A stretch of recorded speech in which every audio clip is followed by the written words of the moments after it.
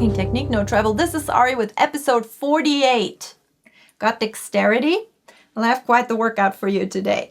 This one is not about speed. It's really about dexterity, about coordination between left and right. And it is a workout that sheds one finger per fret. If this is hard for you to do in the lower registers, move it up. Okay, no problem. Just move it up.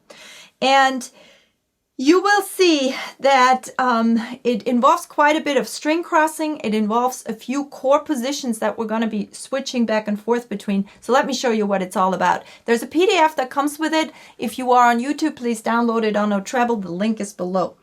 It's a 6-bar phrase, and we will be doing it in 4 ways. What the 3 variations of the original one are on your PDF is I'm just moving it over, the pattern over by a 16th note. So the mechanics stay the same, but because the beat falls on a different spot, it feels a little bit different. Keep in mind that relaxation is really key to be able to execute these exercises. If you overgrip the neck, if you have any kind of tension in your shoulder or in any part of the hand, or by excessively moving your fingers away from the fretboard, then that means you're working against yourself. And that can lead to injury, it can lead to pain, it can lead to getting tired when you play. Very important to stay relaxed. My constant reminders, when we are pressing the finger down on the fret, we're executing a movement that brings the bass neck this way. So unconsciously, we try to push against that with the thumb, and the thumb just squeezes like mad. That is not necessary. The best way to provide a counterweight to the fretting movement is to have your arm, your right arm, rest on the bass body, and just by its sheer weight, you can feel how it provides a subtle movement this way. So between here, and the strap, and here, I have a very firm grip of the bass, and there's no need whatsoever to press with the thumb. I like to have my students do this exercise where you hook your fingers into the string and then you just let it go and let the hand drop, because it shows you how little force you need to have in your hand. Now, the way that the thumb is sitting there right now, very relaxed. If I'm hooked in with my string here. If I let go of these fingers, this is all totally relaxed, completely relaxed. If I just let go here, my hand will drop. Okay, so that's the goal. And as loose as my thumb is when I do this, it's just sitting back there. It doesn't matter where it is for this, but it's just sitting there. That's how loose it can be when you play. Because the amount of force needed push down the string can be counteracted by this, just by the weight. That's all. So it's a very unassuming, very small movement and no tension needed. That's very important. So if you feel like you get any kind of pain while you're doing these exercises, back off and examine what's really happening in your hand.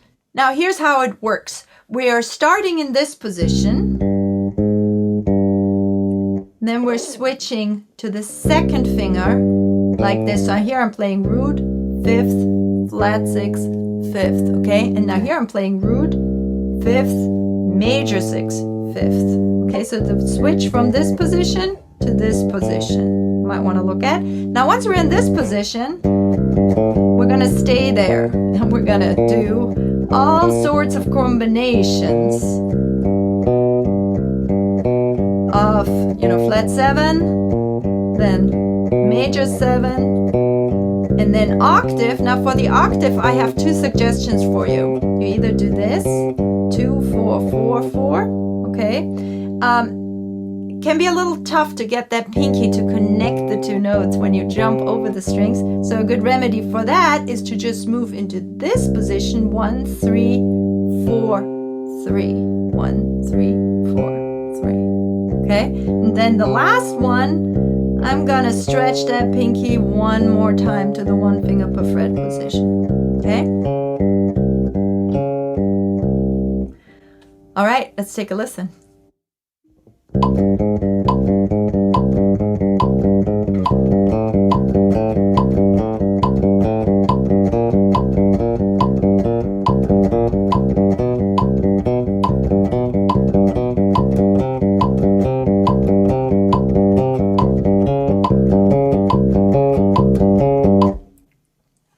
tempo 70, by the way. When you do this the first time, you might want to take it slower than that, maybe 60, maybe 55. Much slower than that, I would set the tempo to a double click. So rather than have a glacial tempo going on, set the click to 100 and do it with eighth notes. Here are eighth notes at 100.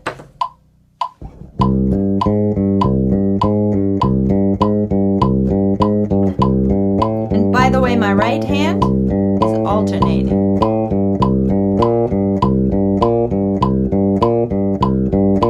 Index, middle. Fingers of my right hand are alternating.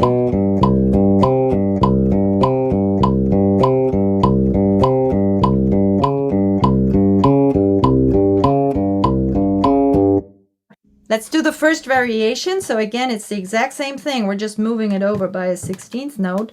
The mechanics in the hand stay the same, but because it's moved over, it feels a little bit different.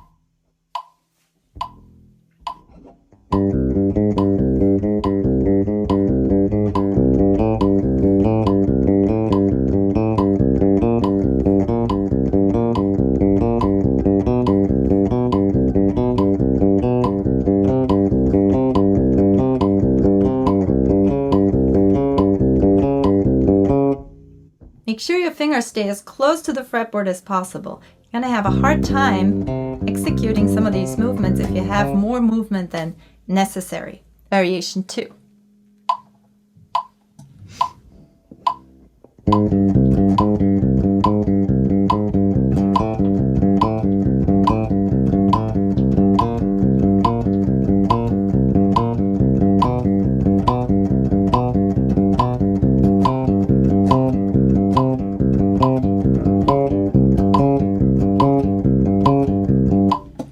So the way the beat falls here, you have an interesting shift between the first and the second bar of that figure because you'll be coming from the A flat G, C, G, and now I need the A. Now you can use that G as a pivot point. Watch. C, G, A flat, G, C, G, A, G. Okay? So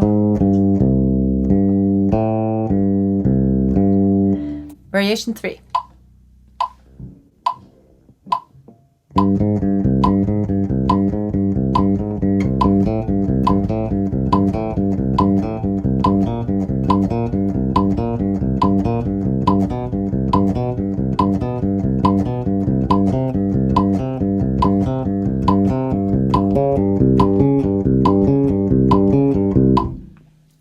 Stay relaxed and keep your fingers close. You want to make this like the movement ain't no big deal. Right? If you find yourself doing a lot of this and cramping up and crawling into the bass, you're working against yourself. If you're noticing that, no big deal. Back off, let your hand drop, let the blood go into the hand, then kind of bring it back up with the intention to keep your fingers as close as possible. And if you have trouble stretching so far, because you want to always be on the fret, you don't want to be at the end of the fret and you get a crackle, but if you want to be on the fret, if that is hard for you to do, to stretch that far, no sweat, just make micro movements.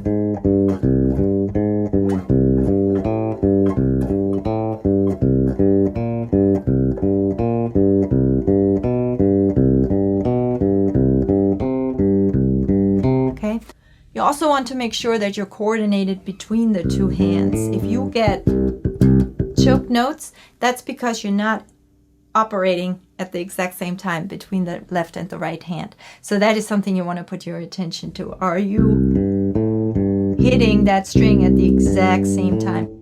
Okay, I'm going to play the entire 3 pages again for you at tempo 80 for the 8th note. That's kind of an intermediate tempo, so if you feel up for it, grab your bass and join along. I will attempt to play this as legato as possible. So the goal is to slur the notes, which means that they stay connected. No spaces between the notes. This is an additional layer of challenge because to make the note seamlessly go into the next one is a demand on coordination.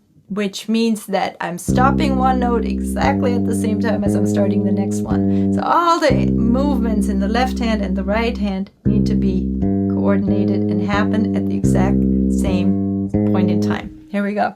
Join me.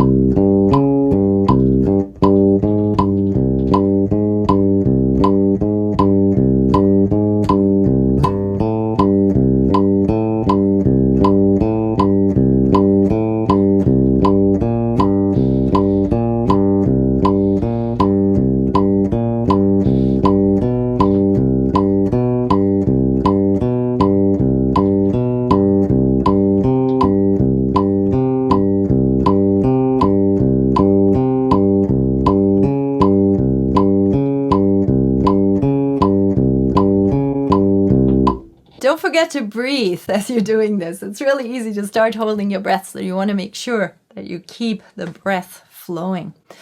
If you enjoy systematic and comprehensive teaching like that, please check out arisbaseblog.com. Free bass content, bass educational content every week if you subscribe on my blog. Got a book out, got courses out. Love to hear from you. Leave me a comment and let me know how it's going. Cheers.